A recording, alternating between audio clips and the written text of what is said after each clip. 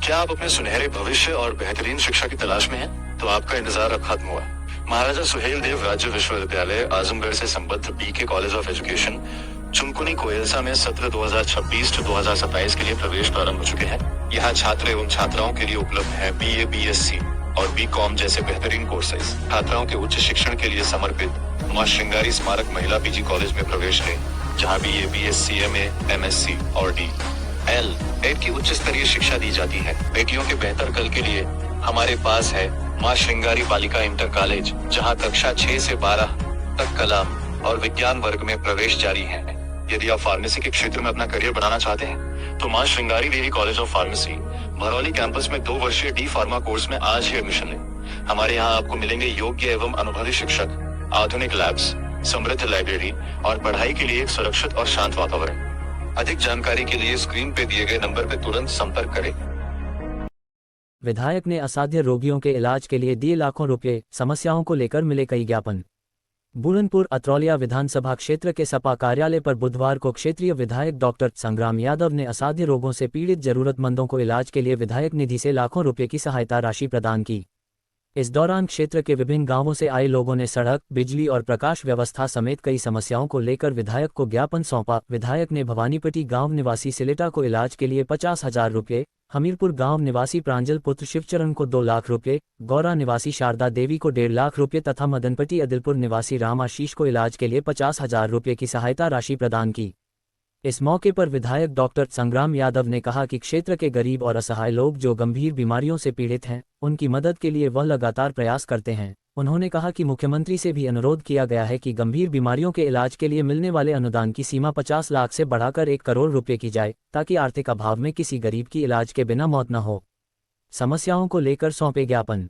कार्यक्रम के दौरान क्षेत्र के लोगों ने विभिन्न समस्याओं को लेकर विधायक को ज्ञापन सौंपा। लोगों ने बताया कि अत्रौलिया से कालेश्वर धाम जाने वाली सड़क काफी जर्जर हो चुकी है, जिसका जल्द निर्माण कराया जाना जरूरी है। वहीं इसहाकपुर गांव के ग्रामीणों ने विद्युत ट्रांसफार्मर की क्षमता बढ़ाने की मांग की। क्षेत्रवासियों ने हाईमास्ट लाइट लगवाने की मांग को लेकर भी ज्ञापन सौंपा। विधायक ने लोगों की समस्याओं को गंभीरता से सुनते हुए संबंधित मामलों में आवश्यक कार्रवाई का भरोसा दिलाया। उन्होंने कहा, क्षेत्र के विकास और जनता की समस्याओं के समाधान के लिए हर संभव प्रयास किया जाएगा। इस अवसर पर नगर पंचायत अध्यक्ष सुभाष चंद्र जायसवाल, विजय प्रताप यादव, राजेंद्र यादव, सुनील, आकाश, विजय, प्रमोद, पिंटू, गरीब मंत्री समेत बड़ी संख्या में लोग मौजूद रहे।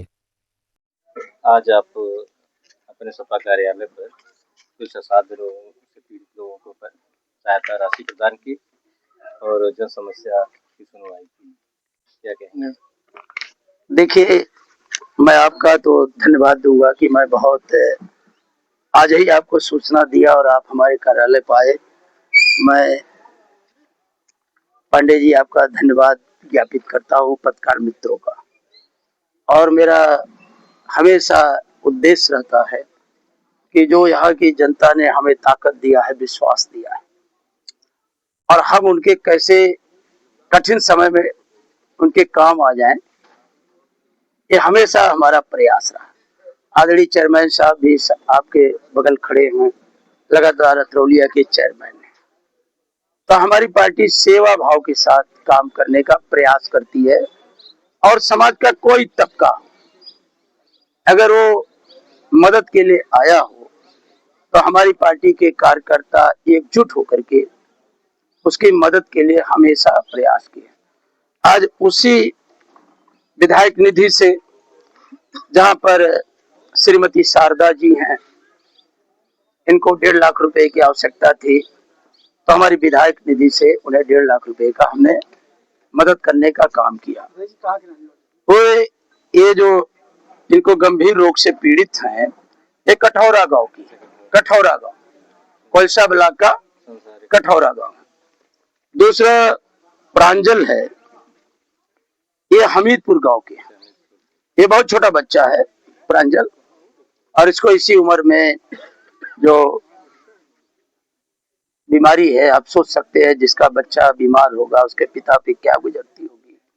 तो मैंने king George medical college university में डॉक्टर से भी बात किया था, तो इन्हें 2 लाख रुपए की जरूरत थी, तो मैंने किंग जॉर्ज मेडिकल कॉलेज को वो 2 लाख रुपए का विधायक निधि से देने का काम कर रहा हूँ।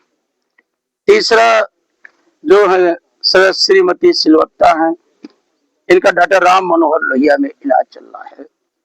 इन्हें 50,000 रुपए की जरूरत थी। मैंने अपने विधायक निधि का प्रयोग करते हुए, ये भवानीपट्टी गांव की है सिलवत्ता जी, इनको भी मैं 50,000 रुपए दे रहा हूँ। दूसरे हमारे राम आशीष हैं और एक गांव है मदनपट्टी पोस्ट ए दिलपुर, इन्हें भी 50,000 रुपए की जरूरत थी संजय गांधी और विज्ञान संस्थान में।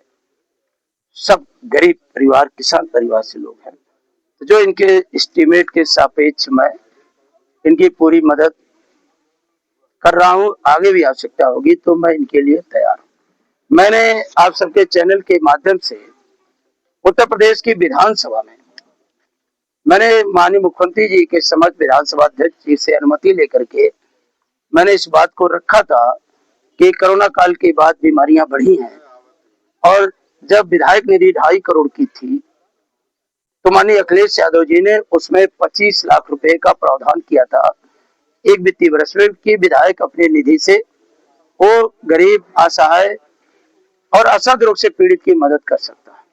लेकिन कोरोना काल के बाद बीमारियां बहुत बढ़ गई हैं। आप आए दिन देखते होंगे कि कितने दिक्कतें होती हैं लोगों को, तो जिसके कारण मैंने फरवरी महीने में अनुरोध किया था कि 25 लाख की सीमा बढ़ा करके 1 करोड़ कर दी जाए।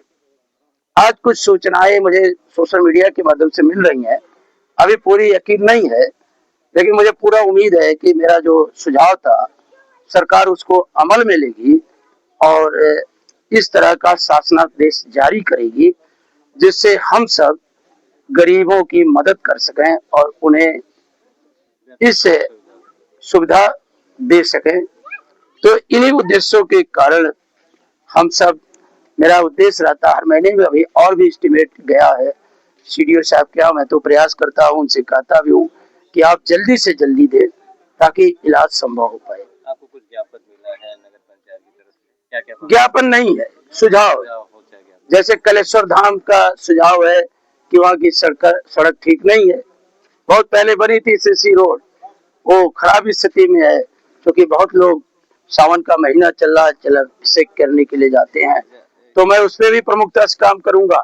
दूसरे अम्बेडकर वार्ड की कुछ समस्याओं से संबंधित मिला है, लोगों ने मांग किया कि कलेश्वर धाम में हाई मास्ट लाइट लग जाए ताकि वहाँ नगर में लग जाए। तो अब की बार मैं तो लाइट पे, अभी तक मेरा तीसरा कार्यकाल है, मुझे जहाँ तक याद है कि मैं लाइट पे पैसा नहीं देता था, लेकिन इधर के दिनों में जनता की मांग बढ़ी है, तो मेरा प्रयास रहेगा कि जो इस तरह के धार्मिक स्थल हैं जहाँ लोगों का भारी जुटाव होता है, अंधेरे के कारण परेशानी होती है, तो मैं उस सुझाव को शामिल करूंगा, प्रयास करूंगा कि उनके सुझाव पर अमल हो। सरकारी मतलब ये जो सत्ता में सरकार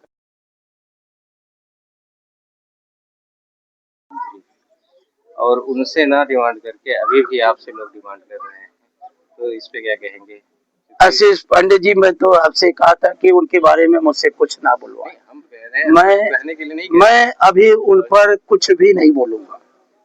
डाक बंगला अच्छा है, खूबसूरत है, सब एसी अच्छे से काम कर रही हैं, सफाई कर्मी तन्मयता से लग करके साफ सफाई की व्यवस्था कर रहे हैं और डाक बंगला खूबसूरत है। आपको भी जाने का, आपको जाने का अवसर मिलता है और आप जब इतना खूबसूरत डाक बंगला है और इतना अच्छा मन लगता है, तब आप सोचो किस खूबसूरती के साथ उस डाक बंगले को बनाया गया था। हमने समरसता रैली के दौरान उससे पूछा था अतरौलिया में रहने का उद्देश्य, अतरौलिया नींद में एशिया